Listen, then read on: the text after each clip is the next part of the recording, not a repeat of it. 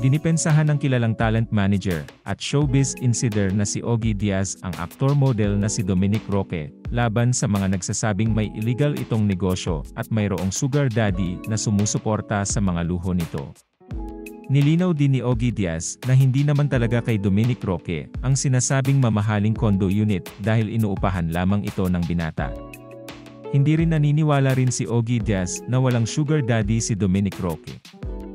Sa kamakailang YouTube vlog ng talent manager at showbiz insider na si Ogie Diaz, tila ipinagtanggol niya si Dominic Roque laban sa mga pambabatikos na natanggap nito matapos ang hiwalayan nila ni Bea Alonzo. Hanggang ngayon ay patuloy pa ring iniuugnay si Dominic Roque sa ilang mga controversial na politiko. May mga nagsasabi pang mga bading ito na siyang sumusuporta kay Dominic Roque sa lahat ng mga negosyo nito at maging sa condo unit na tinitirhan.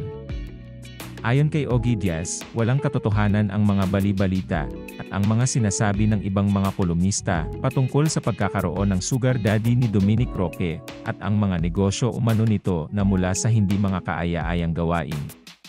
Pagbabahagi ni Ogie Diaz, walang katotohanan ang balitang nakapangalan kay Dominic Roque, ang mamahaling kondo na ibinigay sa kanya ng isang lalaking politiko. Ang katotohanan umano nito ay inuupahan lamang ni Dominic Roque ang nasabing condo unit. Isiniwalat pa ni Ogie Diaz na noong lumaganap ang pandemic, madalas niyang nakaka-video call si Dominic Roque. Sa katunayan ay ipinapakita pa umano sa kanya ng aktor ang interior design ng condo unit. Iginiit din ni Ogie Diaz na nakuha ni Dominic Roque ang nasabing unit noong kasagsagan ng pandemic nang bumaba ang presyo nito. Ayon pa kay Ogie Diaz na minsan ay doon na ginagawa ni Dominic Roque ang kanyang trabaho at minsan ay nagiging office na rin ng actor-model. Sinaway rin niya ang mga netizens at ilang mga personalidad na nagpapakalat ng mga maling impormasyon patungkol kay Dominic Roque dahil labis na umanong tinatapakan ng mga ito ang pagkatao ng aktor. Iginiit din ni Ogie Diaz na bagamat hindi aktibo sa showbiz si Dominic Roque, dahil wala itong mga pelikula at teleserye, mayroon naman itong maraming endorsement na mula sa mga malalaking brands. Kagaya na lamang ng Copico Blanca, Lemon Dew, Coca-Cola, at iba pa, maari rin umanong may mga share si Dominic Roque sa ilang mga brands na kanyang iniendorso.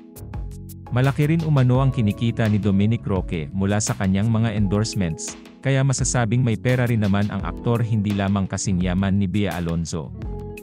Samantala, isa sa mga iniuugnay kay Dominic Roque ay si Mayor Bullet Halosyos, subalit wala umano itong katotohanan dahil magkasosyo lamang silang dalawa at dahil kilala si Dominic Roque siya na rin ang nag-endorso sa kanilang proyekto. Iginiit din ni Ogie Diaz na hindi illegal ang mga negosyo ni Dominic Roque na pinaghihinalaan ng ilang mga netizens at mga kolumnista. Kung nagustuhan mo ang video na to, huwag kalimutan mag-like at mag-subscribe para lagi kang updated sa mga bagong videos ko. Salamat!